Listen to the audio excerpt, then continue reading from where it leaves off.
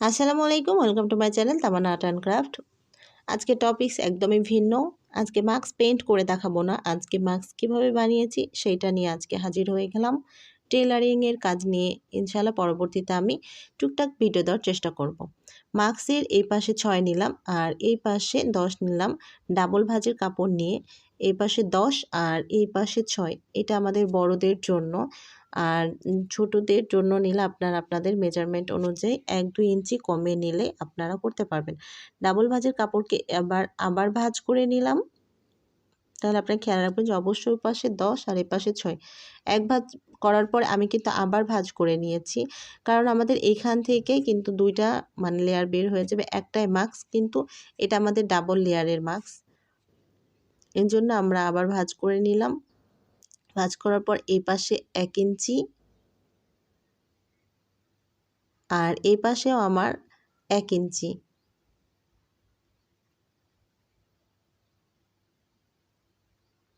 হ্যাঁ, এবার এ পাশের 1 ইঞ্চি আর এই পাশের 1 ইঞ্চিতে আমরা পুরোটা খেয়াল করে দেখুন, তাহলে বুঝতে পারবেন খুব সহজেই কয় ভাঁজ গিয়েছে। কারণ আমাদের যেহেতু এখানে এ পাশে 2টা এ পাশে 2টা করে 4টা, তাহলে এই যে আমরা যেখানে নিলাম সেখান থেকে একদম সোজাসুজি একটা দাগ দিয়ে দিব, আপনাদের সুবিধার জন্য দেখাচ্ছি।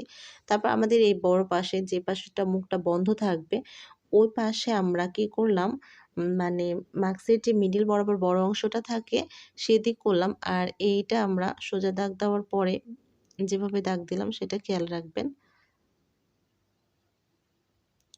তারপরে কাঁচির সাহায্যে কেটে নিলাম।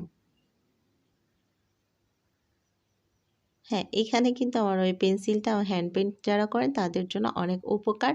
কারণ এই পেন্সিল দ্বারা আপনারা খুব সহজেই পেইন্টের জন্য আগে ড্র করে তারপর পেইন্ট করতে পারবেন খুব ইজিলি। এপাশেও 1 নিয়েছি, ওপাশেও 1 নিয়েছি। তারপর আমরা সোজাসুজি একটা দাগ দিয়ে দিয়েছি। আর মিডল বরাবর যেটা রয়েছে সেইটার আমরা দাগটা খেয়াল করবেন। দেখেন সুন্দরভাবে কিন্তু আমার হয়ে গেছে। এক পাশটা হয়তো জোড়া ছিল, এটা আমরা কাঁচির সাহায্যে কেটে নিলাম। তাহলে আমাদের মাস্কের কাটা পর্যন্ত কমপ্লিট হয়ে গেছে। এই যে ডাবল লেয়ারের যেহেতু এপাশে 2টা অংশ আর ওই পাশে 2টা অংশ।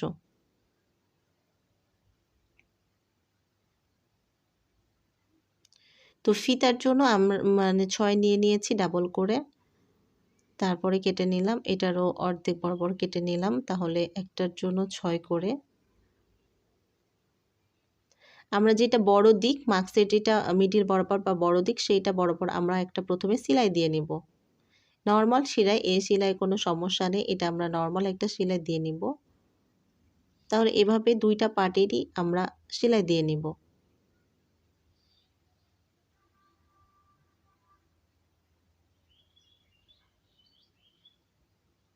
এইভাবে সেলাই দেওয়ার পরে এবার আমাদের এখানে কোনো সমস্যা নেই, এবার আমরা উল্টে দিব। তারপরে এখানে যে সেলাইটা রয়েছে এটা যদি আপনারা এভাবে রেখে দেন তাতেও কোনো সমস্যা নেই। বাট এখানে যদি আপনারা চাপ সেলাই দেন তাহলে আমাদের লুকটাই চেঞ্জ হয়ে যায়। আর আমাদের যেকোনো কাপড় দেখতে খুব সুন্দর লাগে চাপ সেলাইয়ের জন্য। তাহলে এবার আমরা চাপ সেলাই দিয়ে নিচ্ছি। আর যদি আপনারা মনে করেন যে না চাপ সেলাই দিবেন না, তো সেক্ষেত্রে আপনারা সেটা স্কিপ করতে পারেন, কোনো সমস্যা নেই। দেওয়াটা যে বাধ্যতামূলক তা কিন্তু নয়। আমাদের সৌন্দর্যের জন্য আমরা চাপ সেলাইটা দিয়ে থাকি।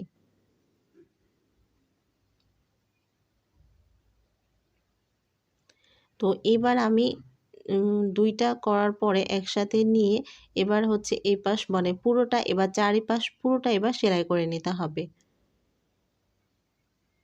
২টা পাকসিরই ওইভাবে চাপ সেলাই দেওয়ার পরে আমরা প্রথম থেকে লাস্ট অবধি কিন্তু আমরা সেলাই করে নিব।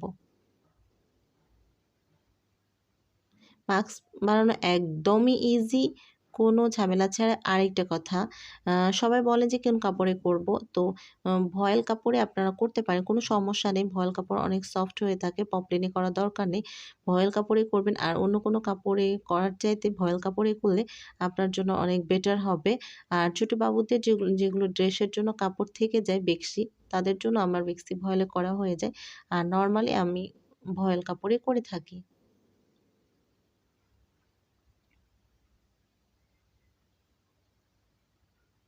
তো আমি এটা ভালো করে দেখাচ্ছি, এটা আমি উল্টে নিয়েছি। সেলাইয়ের পরে পুরোটা এটা আমার হচ্ছে উল্টানো হয়েছে। সেলাই করার পরে এটা আমাদের পুরোটা উল্টানো হয়েছে। এখানে আবার আমরা চারিপাশে আবার সোজা করার পরে আবার আমরা যদি সেলাই দিই তাহলে আমাদের জিনিসটা খুব সুন্দর দেখাবে। এখানে আমি অল্প করে ভাঁজ করে নিচ্ছি, কারণ এই জায়গাটাতে আমাদের কি দিতে হবে? ফিতা দিতে হবে। যার কারণে পুরোটা উল্টে নেওয়ার পরে আমাদের এবার ফিতা দেওয়ার পালা। এপাশে অল্প একটু ঢুকিয়ে আর ওই পাশে অল্প একটু ঢুকিয়ে পুরোটা প্রথম থেকে লাস্ট পর্যন্ত যদি সেলাই করে দিই তাহলে আর কোনো সমস্যা থাকবে না।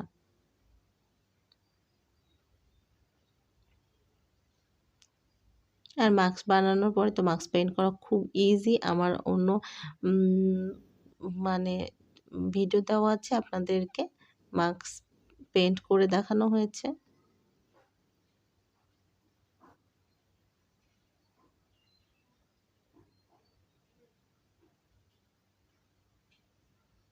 হ্যাঁ, এবার আমরা ওই যে সেলাই দিলাম একদম, এবার চারিপাশটায় সেলাই দেব। এই সেলাইটা দিলে খুব সুন্দর দেখায়। আবার আমরা ওই ফিতাটা দিয়ে নিচ্ছি।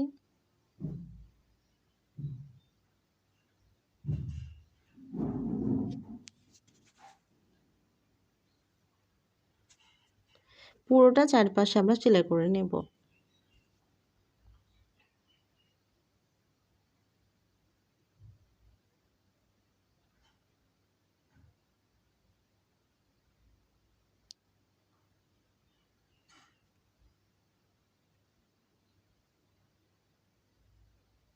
তাহলেই আমাদের কাঙ্ক্ষিত পণ্যটি আমাদের বানানো কমপ্লিট। কোনো সমস্যা নেই, কোনো নেই, খুব ইজি আপনাদের। আর এখানে আরও অনেকে ফিতা দিয়ে থাকে। সবাই ভালো থাকবেন, সুস্থ থাকবেন।